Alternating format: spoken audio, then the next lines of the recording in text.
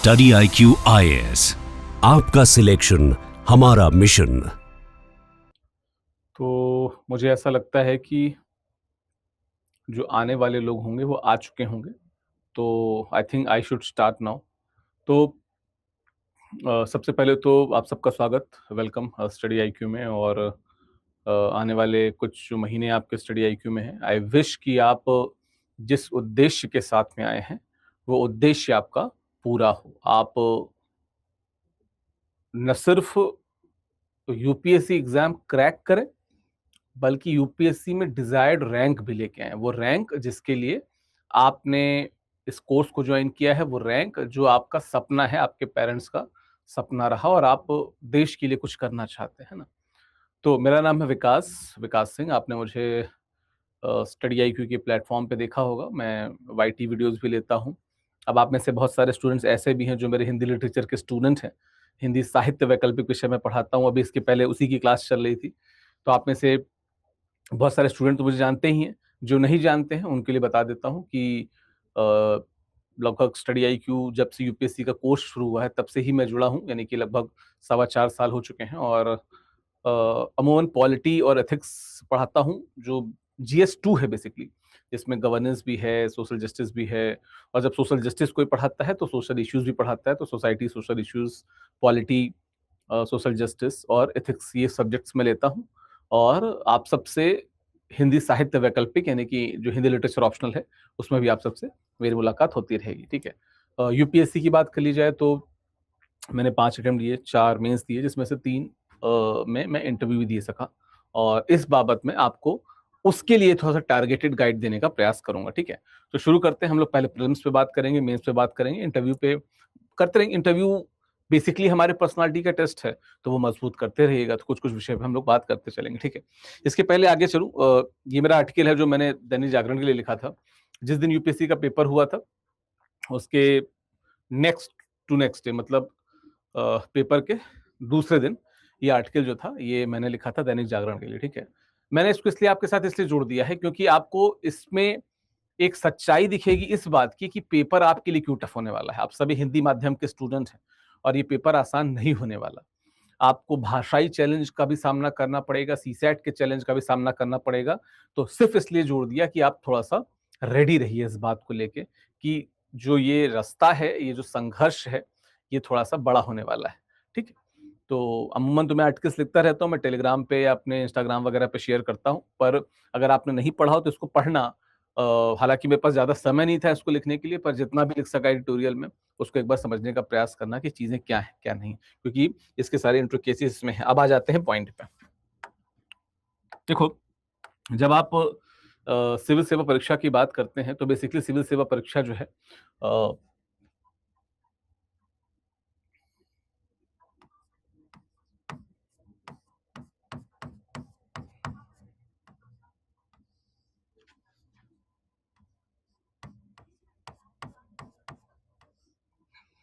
ये जो सिविल सेवा परीक्षा की मैं बात कर रहा हूं, 3 अंग होते हैं, है ना? आपको पता है कि 3 स्टेज होते हैं। और प्लीज इस सेशन को पूरा देखना। कोई नहीं बताएगा आपको, इसकी कोई बात नहीं करता है कि हमको टारगेट क्या रखना है। प्रीलिम्स की तो बात आपको पता चल जाती है। मेंस पे मुझे लगता है कि यूट्यूब पे अगर 20 वीडियो होंगे तो 20 में से 19 मेरे होंगे कि कैसे टारगेट करना है। तो आज हम उस पर ही बात करेंगे, प्रीलिम्स मेंस इंटरव्यू को लेके हुए। सबसे पहला जो स्टेज है वो है प्रीलिम्स का, सॉरी, सबसे पहला जो स्टेज है वो क्या है, प्री का है। ठीक है, फिर मेंस का है, या जिसको हम मुख्य परीक्षा कहते हैं।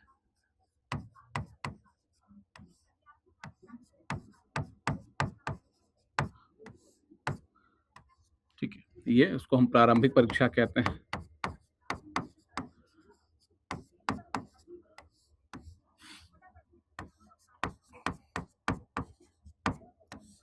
और इसे हम कहते हैं पर्सनालिटी टेस्ट, PT, यानी कि व्यक्तित्व परीक्षण।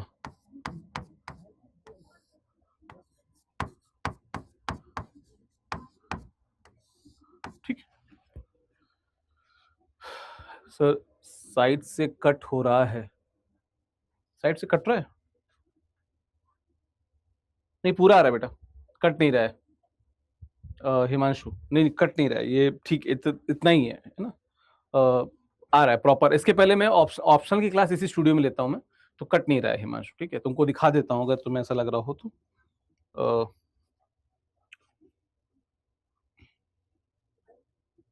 एक मिनट, तुम अगर ध्यान से देखो तो ये पूरा का पूरा जो जीमेल का कटआउट है यहाँ पे आपको देखने को मिल रहा है, ठीक है। तो ये है, इसमें कोई प्रॉब्लम नहीं है ना। तो जब हम प्रीलिम्स परीक्षा की बात कर रहे हैं तो इसी प्रीलिम्स परीक्षा में आप सब ने देखा होगा कि अभी हाल ही में प्रीलिम्स हुई, अब मुख्य परीक्षा के लोग प्रिपेयर कर रहे हैं, फिर इंटरव्यू में जाएंगे। थोड़ा सा एक एक करके तीनों स्तर पे बात कर लेते हैं, प्रीलिम्स, मेंस एंड पीटी पे कम बात करेंगे क्योंकि पीटी व्यक्तित्व से ज्यादा जुड़ी है, उस पर तो लगातार काम करते रहिए। फर्स्ट स्टेज जो है वो है कि आपकी प्रारंभिक परीक्षा।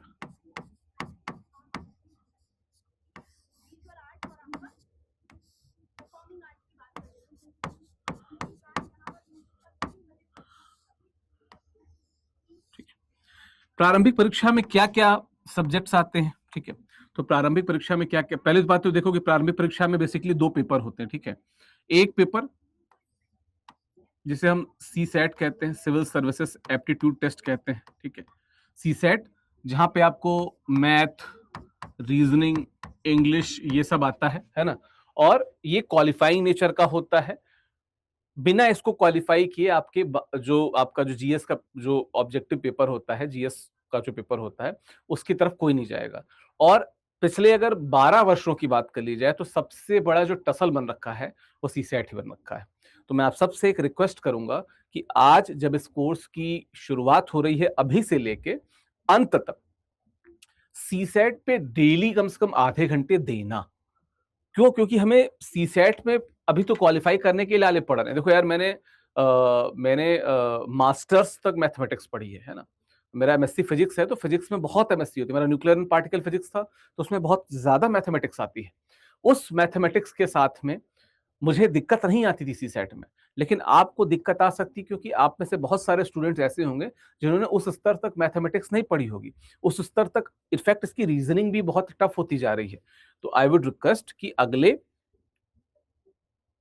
1 सवा साल 2 साल जब तक भी कोर्स चल रहा है, सीसैट को एक प्रॉपर टाइम लगातार देते रहो, प्रैक्टिस करते रहो, पढ़ते रहो, है ना। तो ये जो पेपर होता है सीसैट का, ये 80 प्रश्न होते हैं और 100 नंबर का होता है ना। सॉरी, 200 नंबर का। 80 प्रश्न होते हैं और 200 नंबर का होता है जो सीसैट का सिविल सर्विसेज एप्टीट्यूड टेस्ट जो है। 80 प्रश्न होते हैं, 200 नंबर का होता है।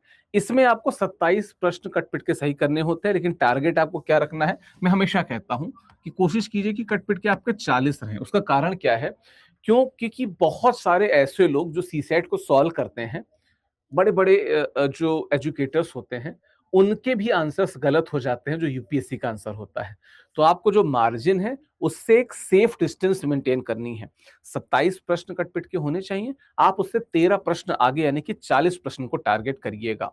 सिविल सर्विसेज एप्टीट्यूड टेस्ट के बारे में आपको सीसैट के टीचर या जो फैकल्टी पढ़ाएंगे वो ज्यादा बेहतर बताएंगे। मैं आ जाता हूं वापस से जीएस पे, ठीक है। तो एक मिनट, ठीक है। रेड इसलिए कर दिया क्योंकि ये खतरे की घंटी है, इस पे आपको ध्यान देना है। अगला जो पार्ट है वो है जीएस का, जीएस, ठीक है। जीएस में क्या क्या चीजें होती हैं? जीएस में एक बार सब्जेक्ट देख लेते हैं और क्या अप्रोच रहेगी, थोड़ा सा शॉर्ट में उसको भी देख लेते हैं ना। जीएस में आपको क्या क्या पढ़ना है? जीएस में आपको पहले बिग 4 की बात कर लें तो जो मैं सब्जेक्ट पढ़ाता हूं उससे शुरुआत करते हैं, यानी कि राज्य व्यवस्था से। राज्य व्यवस्था यानी कि इंडियन जो पॉलिटी है, ठीक। देन दूसरा इतिहास, इतिहास यानी कि हिस्ट्री। और हिस्ट्री में आपको आर्ट एंड कल्चर को भी इंक्लूड मान रहा हूं, कला एवं संस्कृति को इंक्लूड मान रहा हूं, ठीक है। देन तीसरा है भूगोल, यानी कि जियोग्राफी।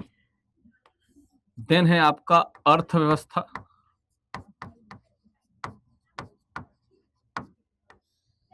यानी कि इकोनॉमी, ठीक है। पहले तो सिर्फ बिग 4 कहा जाता था, अब बिग 6 हो गया है। क्यों? क्योंकि जो इन्वायरमेंट है यानी कि पर्यावरण और पारिस्थितिकी है, और साइंस एंड टेक है यानी कि विज्ञान और तकनीक है, उसमें भी अब ठीक ठाक प्रश्न आते हैं। तो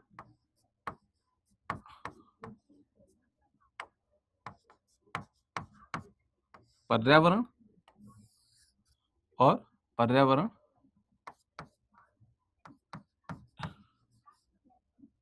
इकोलॉजी और विज्ञान एवं तकनीक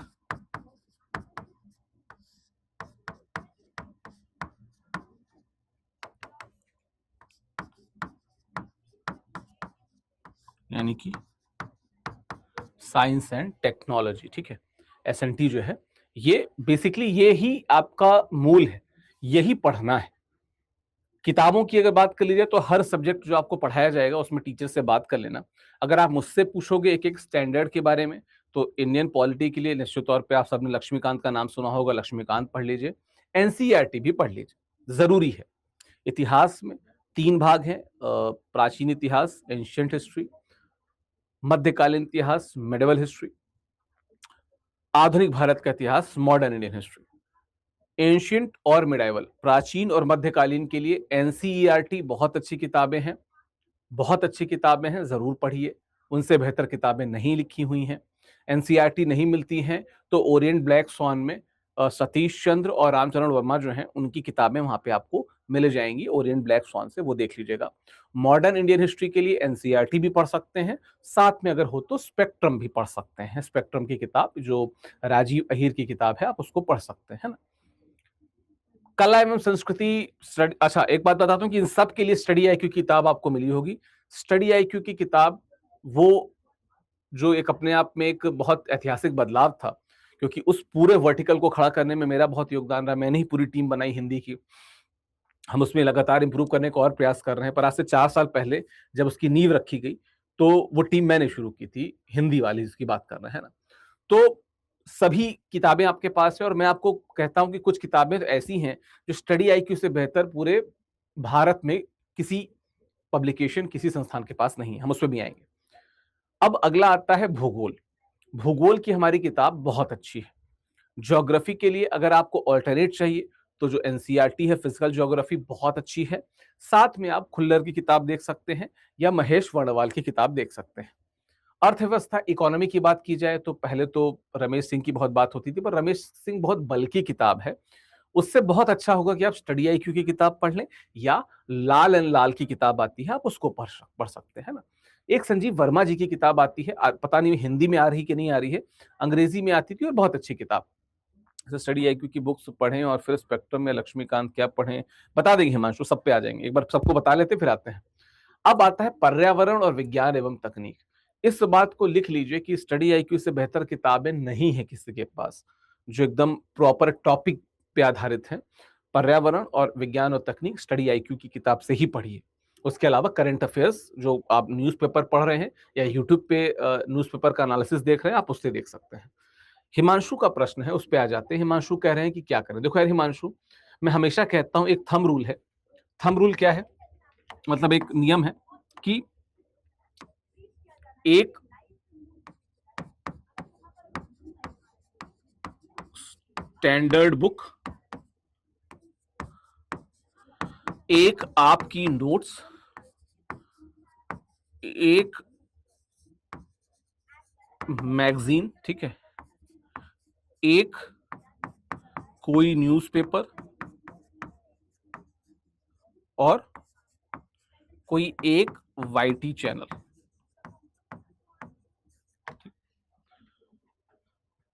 एक एक आपके पास एक स्टैंडर्ड बुक होनी चाहिए। अगर लक्ष्मीकांत है तो बहुत अच्छी बात है, नहीं तो स्टडी आईक्यू की किताब अच्छी किताब है। आपके पास स्पेक्ट्रम है तो बहुत अच्छी बात है, नहीं तो स्टडी आईक्यू की किताब अच्छी किताब है। आपके पास खुल्लर या वर्णवाल है तो बहुत अच्छी बात है, नहीं तो स्टडी आईक्यू की किताब अच्छी किताब है। इकोनॉमी के लिए आपके पास लाल एंड लाल है तो बहुत अच्छी बात है, नहीं तो स्टडी आईक्यू की किताब अच्छी किताब है। मैं इसीलिए आपको कह रहा हूं। एडिशनल किताबें रखने में कोई जोर नहीं, लेकिन किसी एक ही किताब को पढ़िएगा, सिर्फ एक किताब को थरोली पढ़िएगा। पर्यावरण विज्ञान में तो स्टडी आईक्यू का कोई ऑल्टरनेट ही नहीं है, तो सबसे अच्छी किताब स्टडी आईक्यू की ही है ना। तो एक स्टैंडर्ड बुक, एक नोट्स, एक मैगजीन, एक न्यूज़पेपर और एक वाईटी चैनल, यूट्यूब चैनल आपको फॉलो करना है, दैट्स इट। दोबारा दूसरे पे नहीं जाना है। और इन सब के लिए जो एनसीईआरटीज हैं, है ना, इन सब में जो आप एनसीईआरटीज पढ़ेंगे, तो एनसीईआरटी आप अपने टीचर से पूछते जाइएगा कि कौन कौन सी पढ़ने के लिए कह रहे हैं, ठीक है। अपने टीचर से बात कीजिए, जो जिस सब्जेक्ट का आ रहा है। जैसे अगर आपके यहाँ शायद भूगोल की क्लास शुरू हो रही है, तो आप अभिनव सर से पूछिए कि सर कौन कौन सी एनसीईआरटी पढ़नी है, कौन कौन सी किताब है, वो ज्यादा बेहतर बता सकेंगे। आप पॉलिटी आएंगे तो मैं पॉलिटी के लिए बता दूंगा, बल्कि पॉलिटी का तो मैं हर क्लास से शुरुआत में, जो भी मैं क्लास की शुरुआत करता हूँ, मैं हमेशा क्लास की शुरुआत में एक पूरा 20-22 पेज का एक लेक्चर लाता हूं, जहां पे आपको टारगेट क्या करना है, किस प्रकार के प्रश्न आते हैं, किन किताबों को फॉलो करना है, क्या फॉलो करना है, मैं सब बताता हूं। शायद अभिनव सर बताएं, नहीं बताएंगे तो फिर भी वो आपको उनसे पूछ सकते हैं, बाकी आप टीचर हैं आपके, वो बता देंगे आपको, ठीक है। तो एनसीईआरटीज आप अपने टीचर से पूछिए कि कौन सी एनसीईआरटी पढ़नी है, क्या पढ़नी है। सबसे बेहतर वो टीचर बता सकेगा। क्यों? क्योंकि जो नहीं बताता है वो कहीं ना कहीं अपने पढ़ाने में शामिल करता है, और वैसे ही आपको खुद से ही पढ़नी चाहिए, टीचर पढ़ाए या ना पढ़ाए, आपको खुद से पढ़नी चाहिए, है ना। तो एनसीईआरटीज आप अपने टीचर से पूछिएगा। अब ये जो जीएस का पेपर होता है, जीएस का पेपर होता है 200 नंबर का, और प्रश्न होते हैं 100 क्वेश्चन होते हैं। और अगर आप पिछले 5 साल के ट्रेंड की तरफ जाएं, तो 40 प्रश्न अगर कट पिट के हैं तो आप सेफ हो। लेकिन आपको टारगेट क्या करना है, आपका लक्ष्य क्या होना चाहिए, आपका लक्ष्य होना चाहिए 50 प्रश्न।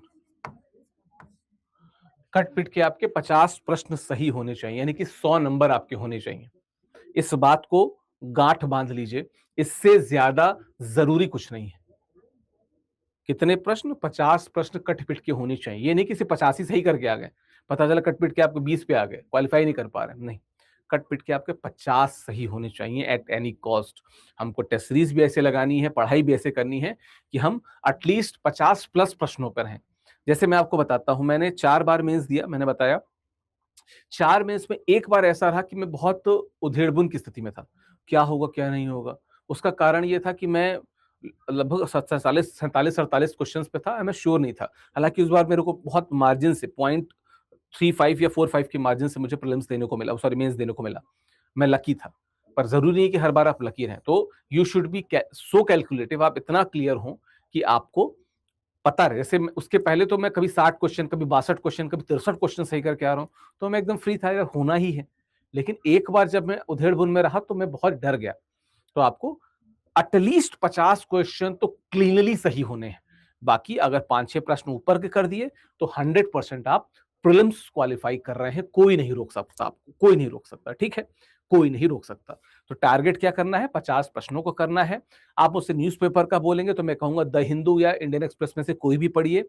हिंदी के सभी न्यूज़पेपर बहुत घटिया हैं। अब आप कह रहे होगे कि सर अभी पीछे ही आपने बताया कि आप दैनिक जागरण में कॉलम लिखते हैं, आप कॉलमिस्ट लिखते हैं। तो खैर हम कोशिश कर रहे हैं सुधारने की, पर वो पेपर है, वो पेपर चलता है जो उसको पैसा मिलता है, वो उसी प्रकार की खबरों को छापने का प्रयास करता है, ठीक। तो हिंदी में कोई बहुत, जैसे पहले जनसत्ता हुआ करता था, स्थिति बहुत खराब हो गई है। मैं फिर बोलूंगा कि इंग्लिश सीखने में कोई बुराई नहीं है, एटलीस्ट न्यूज़पेपर पढ़ने की हमें आदत तो डालनी चाहिए। स्टडी आईक्यू आईएएस हिंदी और स्टडी आईक्यू आईएएस जो दोनों चैनल हैं, और भी बहुत सारे चैनल हैं जो द हिंदू का, इंडियन एक्सप्रेस का एनालिसिस करते हैं। आप वहां पे जाइए, क्योंकि वो नॉर्मल इसी भाषा में, जिस भाषा में मैं पढ़ा रहा हूँ, इसी भाषा में वो एनालिसिस करते हैं, तो आप उसको सुनिए। अगर आप न्यूज नहीं पढ़ पा रहे तो आप उसको सुनिए। कहीं ना कहीं से आप न्यूज के टच में रहेंगे तो स्थितियां बेहतर होंगी। ध्यान रखिएगा, न्यूज को इग्नोर नहीं करना है, बहुत जरूरी है। और जब मैं आपको बता रहा हूं तो आपके पास ये क्लियर हो कि आपको सिलेबस पता हो, जीएस का, मेंस का, सबका सिलेबस पता हो। तो आज का होमवर्क क्या है, अभी मैं आऊंगा, अभी मेंस के टारगेट पे भी आऊंगा। तो आज का गृह कार्य यहाँ पहले बता देता हूं। यहाँ पे आज का होमवर्क है, SW क्या है आपका, प्री और मेंस दोनों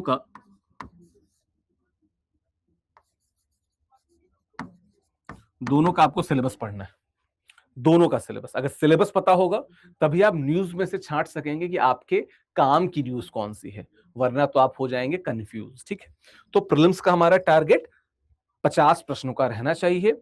अगर आप मुझसे पूछेंगे तो पर्यावरण और विज्ञान और तकनीक दो ऐसे टॉपिक हैं, इनफैक्ट इकोनॉमी यानी कि अर्थव्यवस्था की जो नीचे के तीन हैं, इनमें बहुत करंट अफेयर्स आता है। ये करंट अफेयर्स हैवी है, 1 2 3 ये तीनों जो है ये करंट अफेयर्स हैवी है। तो आप इनके लिए करंट अफेयर्स को प्लीज अच्छे से पढ़ते रहिएगा, बहुत काम की चीज है, नुकसान नहीं करेगा, कभी भी आपको नुकसान नहीं जाएगा। बाकी भूगोल और राज्यव्यवस्था में उसके बाद थोड़े बहुत करंट अफेयर्स आते हैं। इतिहास में सबसे कम करंट अफेयर्स से रिलेटेड प्रश्न होते हैं। किसी की 100 साल हो गए, किसी से रिलेटेड कोई न्यूज हो गई फेमस तो आ गया, अदरवाइज इतिहास में करंट अफेयर्स नहीं होता है। एनसीईआरटीज आप अपने सर से पूछेंगे, स्टैंडर्ड बुक भी अपने टीचर से पूछ लीजिएगा। मैंने अपने तरीके से अपने तरफ से स्टैंडर्ड किताबें आपको बता दी। अब आते हैं मुख्य परीक्षा के लिए। ठीक है, तो जब हम मुख्य परीक्षा की बात करते हैं,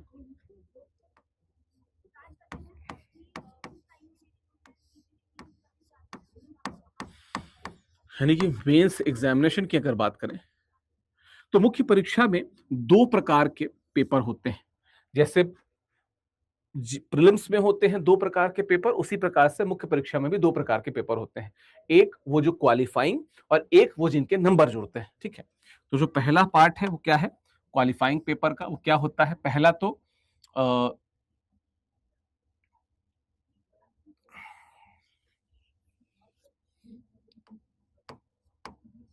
अनु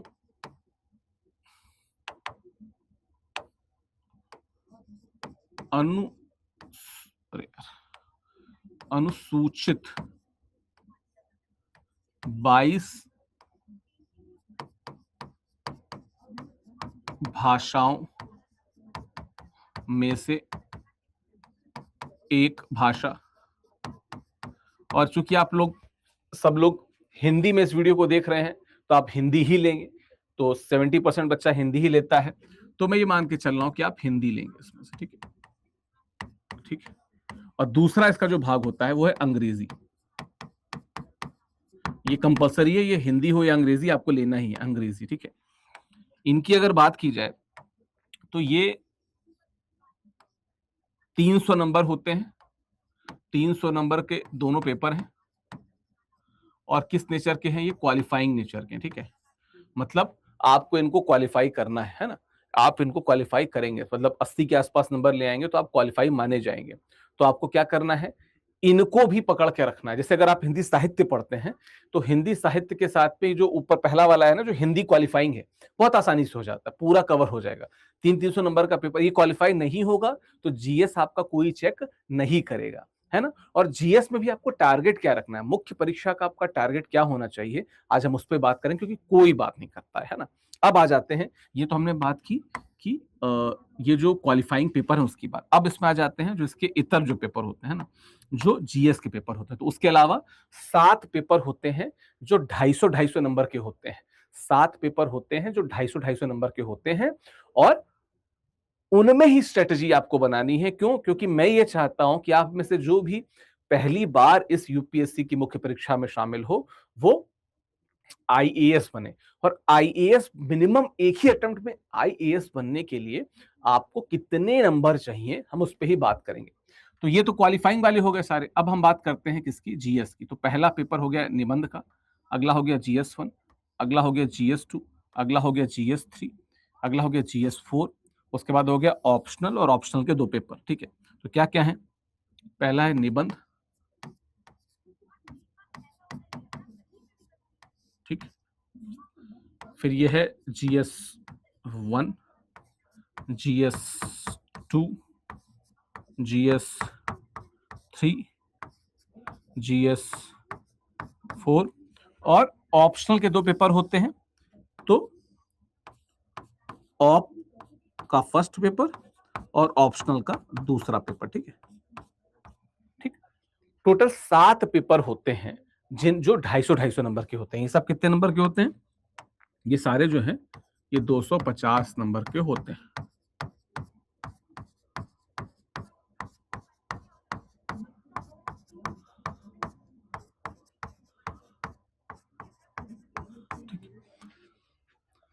ढाई सौ नंबर के होते हैं ना। अब इसमें भी हमें क्या टारगेट करना चाहिए किसी को, मतलब टोटली 1750 नंबर का है। 1750 नंबर में कितने नंबर होंगे जो हमें आईएएस, प्रॉपर आईएएस बनाएंगे, आईपीएस की बात भी नहीं कर रहा हूं, प्रॉपर आप आईएएस बन जाओगे। हम इस पे थोड़ा सा बात करेंगे, है ना। क्वालिफाइंग पेपर, ये क्वालिफाई करोगे तब ये सारा चेक होगा। GS1, GS2, GS3, GS4, 4 GS के पेपर है, एक निबंध का पेपर है, और ऑप्शनल, जो एक ऑप्शनल आप लोगे, जैसे मैं हिंदी साहित्य पढ़ाता हूं, अगर हिंदी साहित्य लेते हो तो वो आपका उसके 2 पेपर होंगे। तो सब कुल मिला के 1750 टोटल है। अब अगर आप उससे पूछेंगे कि आपका टारगेट क्या होना चाहिए, ठीक है, कि टारगेट क्या होना चाहिए, ठीक है, तो टारगेट है आपका क्या होना चाहिए, 850 नंबर। 1750 में आधा भी नहीं, आधे से भी कम, 850 नंबर। अभी मैं आपको बताऊंगा किस प्रकार से मैं इसकी बात कर रहा हूं। 850 नंबर, ठीक है। और इस टारगेट यानी कि 850 को प्राप्त करने के लिए आपको एक जो फॉर्मूला है, जिसको मैंने अपनी जिंदगी में बहुत अप्लाई किया, क्योंकि मैंने जब 4 मेंस दिए और लगभग मैंने उस फॉर्मूले के आधार पे ठीक-ठाक नंबर प्राप्त किए थे, पर कहीं न कहीं छोटी-छोटी चीज़ें रहती गई और मैं प्रॉपर क्वालीफाई नहीं कर पाया। वो फॉर्मूला क्या है? वो फॉर्मूला है ई स्क्वायर और ओ स्क्वायर का, ठीक है? क्या है? E square O square. E square और ओ स्क्वायर क्या है? ई स्क्वायर ओ स्क्वायर मतलब एथिक्स, या पहले ऐसे कर देते हैं, ऐसे का पेपर यानी कि निबंध का पेपर और एथिक्स का पेपर यानी कि नीति शास्त्र का पेपर, ठीक है, यानी कि GS4, ठीक है। ये जो है GS4 जो है, ये जो होता है ये एथिक्स का पेपर होता है, ठीक है। इसको एथिक्स कहते हैं, नीति शास्त्र का पेपर कहते हैं। तो आपको ऐसे पे फोकस करना है, एथिक्स पे फोकस करना है, और किस पे फोकस करना है? आपको फोकस करना है ऑप्शनल पे। ऑप्शनल का पहला पेपर और ऑप्शनल का दूसरा पेपर। इन 4 पे अगर आपने बहुत अच्छे से फोकस कर लिया तो आप इस 850 नंबर के दायरे तक बहुत आसानी से पहुंच जाओगे, बहुत आसानी से पहुंच जाओगे। कैसे पहुंचोगे, हम इस पे भी बात कर लेते हैं। तो अब ई स्क्वायर ओ स्क्वायर के आधार पे हम 850 तक कैसे पहुंचेंगे। अच्छा, एक चीज और बताता चलो, GS1, GS2, GS3 में आपको पढ़ना क्या है, थोड़ा सा इसको भी शॉर्ट में बता देता हूं, ठीक है। देखो, निबंध में तो आपको पता है कि 2 निबंध आते हैं, 2 निबंध लिखने रहते हैं, 8 में से 2 निबंध आपको लिखने रहते हैं, 8 में से 2 निबंध आपको लिखने रहते हैं, 125 नंबर के होते हैं, ठीक है। GS1 में क्या है? GS1 में आपका इतिहास है। इतिहास में भी प्राचीन और मध्यकालीन इतिहास नहीं है, आर्ट एंड कल्चर है, कला एवं संस्कृति है, इतिहास है, भूगोल है और समाज है, यानी कि इंडियन सोसाइटी है। जो मेरी आज क्लास शाम को चल रही है इस समय, वो ये है। GS2 की अगर बात कर लें, अगर हम GS2 की बात कर लें तो GS2 में क्या है? राज व्यवस्था यानी कि पॉलिटी है, ठीक है। शासन व्यवस्था यानी कि गवर्नेंस है, ठीक है। और सामाजिक न्याय यानी कि सोशल जस्टिस है, और IR है यानी कि इंटरनेशनल रिलेशन यानी कि अंतरराष्ट्रीय संबंध है। GS3 की बात करें तो GS3 में क्या है? इकोनॉमी है, अर्थव्यवस्था है, इकोलॉजी है यानी कि पर्यावरण है, ठीक है। उसके अलावा आपदा प्रबंधन यानी कि डिजास्टर मैनेजमेंट है, आंतरिक सुरक्षा है यानी कि इंटरनल सिक्योरिटी है, और विज्ञान और तकनीक है, ठीक है, ये। और GS4 में क्या है? नीति शास्त्र, क्या है? नीति शास्त्र। तो इन शॉर्ट मैंने आपको बता दिया कि GS1 में आधुनिक इतिहास, आजादी के बाद का इतिहास, आर्ट एंड कल्चर और विश्व इतिहास, ये है। भूगोल है, और उसके साथ में आपका इंडियन सोसाइटी है, सोशल इश्यूज है। राज व्यवस्था पॉलिटी है, शासन व्यवस्था गवर्नेंस है, सामाजिक न्याय सोशल जस्टिस है, और IR है पेपर 2 यानी कि अंतरराष्ट्रीय संबंध। GS3 में इकोनॉमी है यानी कि अर्थव्यवस्था है, इकोलॉजी है यानी कि पर्यावरण है, आपदा प्रबंधन डिजास्टर मैनेजमेंट है, इंटरनल सिक्योरिटी यानी कि आंतरिक सुरक्षा है, और विज्ञान और तकनीक है। GS4 यानी कि नीति शास्त्र का एथिक्स का पेपर है ना। अब मैंने अभी बात की क्या कि टारगेट 850 नंबर है। अब क्यों 850 नंबर पे हम कैसे पहुंचेंगे, थोड़ा उस पर बात कर लेते हैं, ठीक है। देखो यार, मैं आपको एक बात बता देता हूं, पिछले 10 साल का जीएस का पेपर आप देखो, पिछले 10 साल में टॉपर्स के जीएस में अगर नंबर देखो, तो आप एक चीज नोटिस करना कि GS1, GS2 और GS3 में जनरल मार्किंग होती है। GS1, GS2 और GS3 में सामान्य जनरल मार्किंग होती है ना। जनरल मार्किंग के कारण दिक्कत क्या होती है कि बहुत ज्यादा नंबर आते नहीं। तो अगर आपने सीरियसली GS1, GS2, GS3 को पढ़ा है, तो आपके लगभग 250 के आसपास नंबर आ जाएंगे, ठीक है। कितने नंबर आ जाएंगे, मैं बल्कि इसको इधर कर देता हूं, चलो एक अच्छा यहीं पे लिख देता हूं, चलो ठीक है। तो GS1, GS2, GS3 मिला के कितने हो गए, 250 नंबर, ठीक है। आप 250 नंबर आराम से प्राप्त कर लोगे अगर आप सीरियस स्टूडेंट हो, 250 नंबर तक पहुंच जाओगे, ठीक है। अब एक ऑप्शनल ले लेते हैं, जैसे मैं हिंदी साहित्य ले लेता हूं, तो मैं हिंदी साहित्य की पढ़ाता हूं, तो मैं हिंदी साहित्य की बात करता हूं। तो मान के चलिए कि आपका ऑप्शनल क्या है, हिंदी साहित्य। अब देखो, हिंदी साहित्य के साथ थोड़ी खास बात क्या है कि हिंदी साहित्य से आपका ये वाला जो हिंदी क्वालिफाइंग है, ये तो हो ही जाता है, ये तो हो ही जाता है। निबंध बहुत मजबूत होता है, मतलब एक फिलॉसफी यानी कि दर्शन शास्त्र और दूसरा हिंदी साहित्य, ये दो ऐसे वैकल्पिक विषय हैं कि उनसे आपका ऐसे बहुत अच्छे से हो जाता है।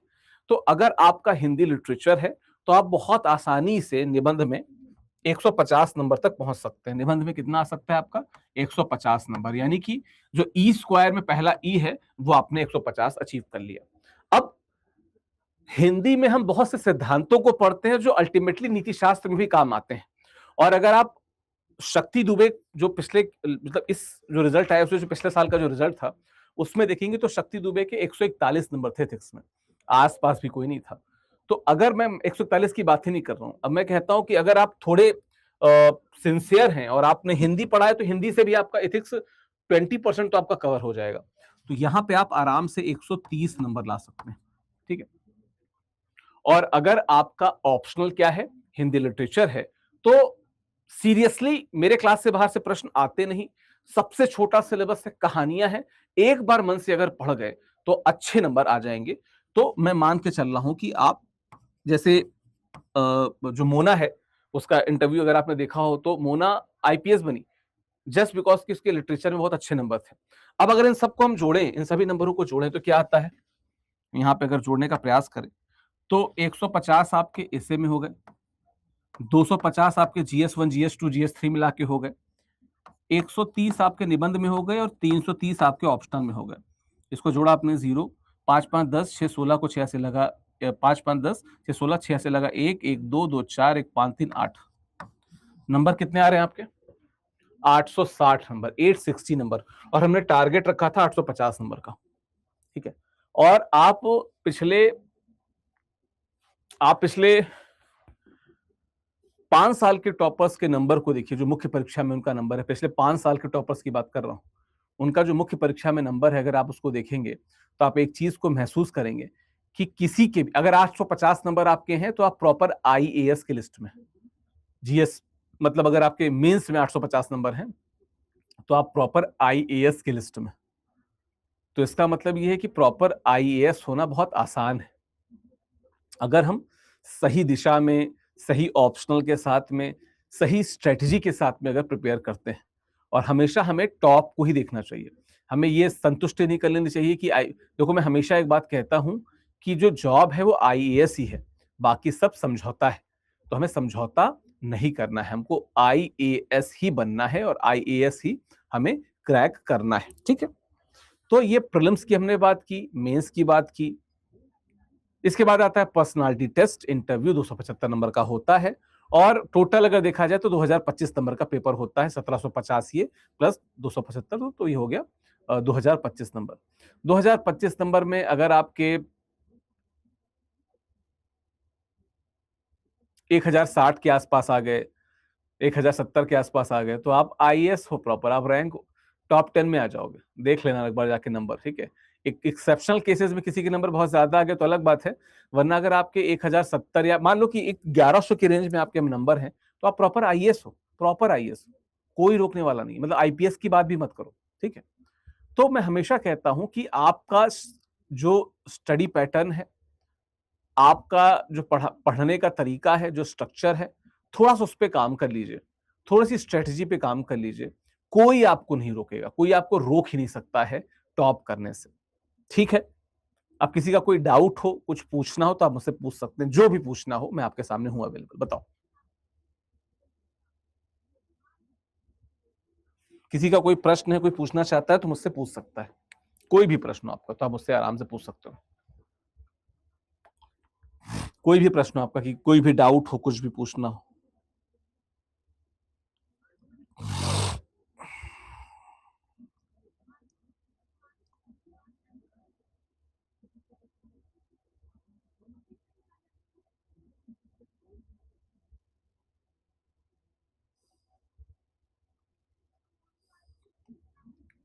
किसी का कोई प्रश्न है जो आप पूछना चाहते हो, कोई डाउट है आपके मन में तो आप मुझसे पूछ सकते हो, कोई भी डाउट हो।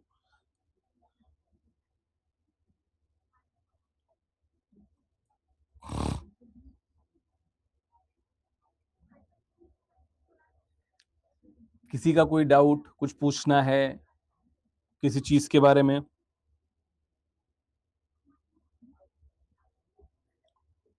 सर मैं हिस्ट्री लेने की सोच रहा हूं, क्या ये गलत है?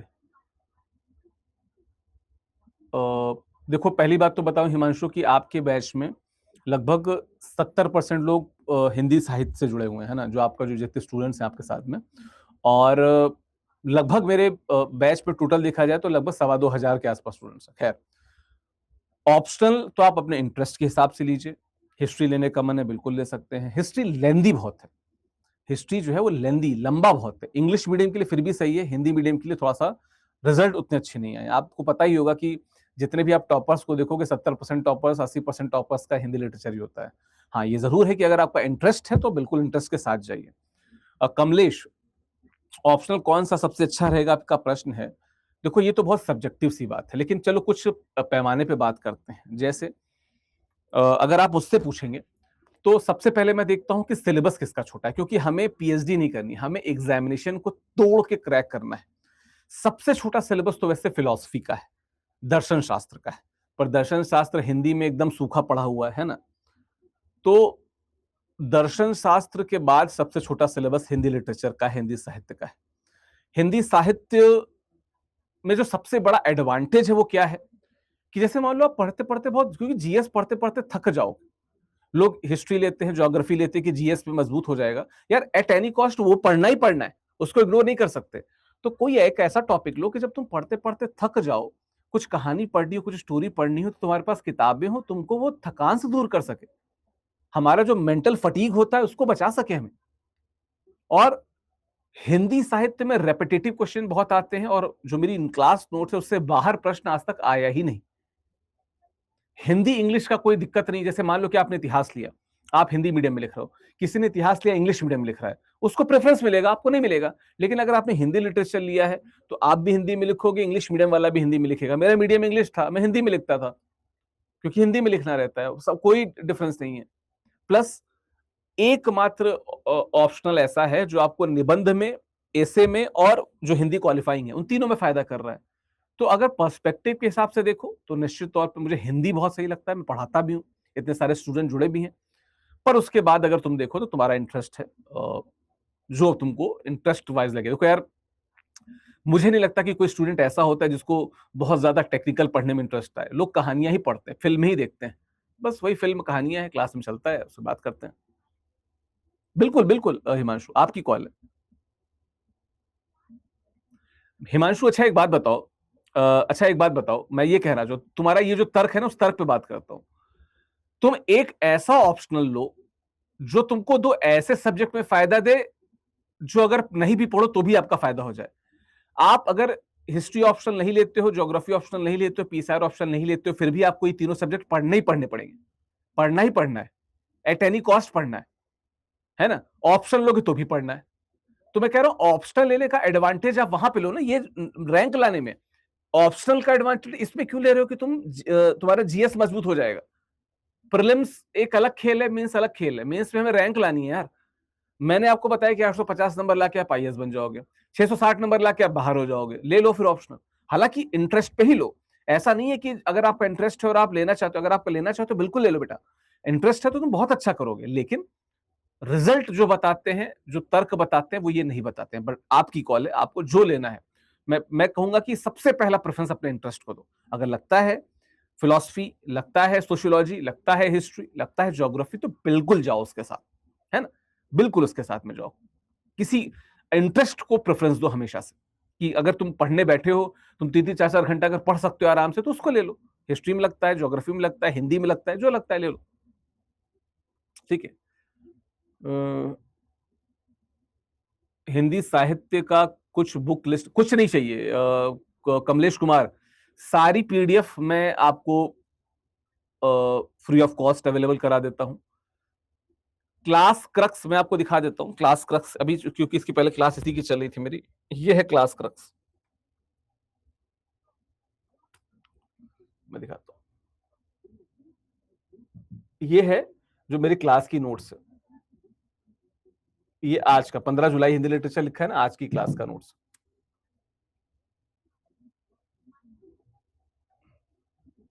ठीक है, ये मेरी क्लास का नोट्स है जो आप यहाँ पे देख सकते हो, जिसको मैं जब पढ़ाता हूं तो इस प्रकार से इसको इंक्लूड करता हूं, इस प्रकार से बताता जाता हूं, समझाता जाता हूं। ठीक है, तो किताब की जरूरत आपको नहीं पड़ती है ना कमलेश। हाँ, आपको ऑफलाइन अगर पढ़नी है तो मैं लिंक शेयर कर दूंगा, लेकिन अगर आप ऑनलाइन पढ़ सकते हो तो मैं सभी किताबों का पीडीएफ आपको शेयर कर दूंगा। और लगभग 75% के लिए तो आपको किताबों की जरूरत ही नहीं है, क्लास क्रक्स सफिशिएंट है। ठीक है, किसी और का कोई डाउट है जो पूछना चाहते हो आप?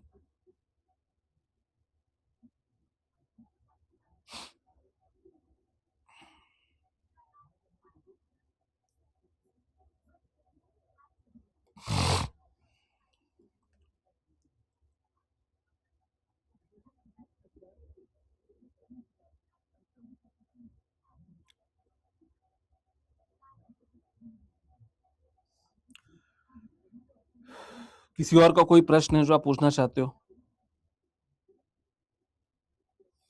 और आज तो सेल का लास्ट डे, तो आप अगर ऑप्शनल से जुड़ोगे तो आपको शायद 10-12 हजार रुपए का डिस्काउंट मिल जाएगा मेरे कोड के साथ में। ठीक है, तो देख लेना, अगर आप कोई जुड़ना चाहते हो तो आपकी कॉल है, अदरवाइज तो जो आपका दिल कहे आप उसके साथ जाओ, है ना। किसी और का कोई प्रश्न है?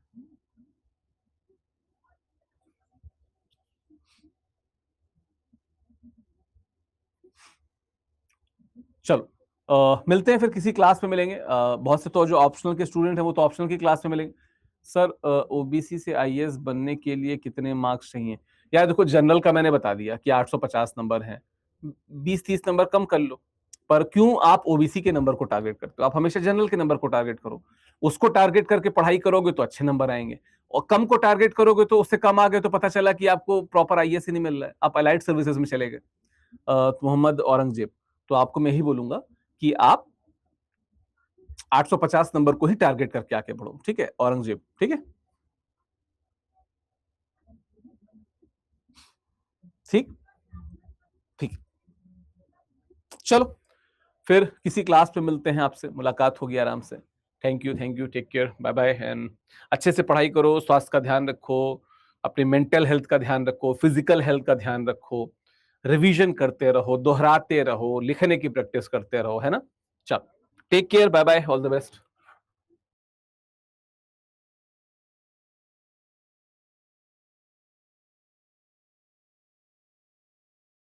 Study IQ IAS, making India smarter and better.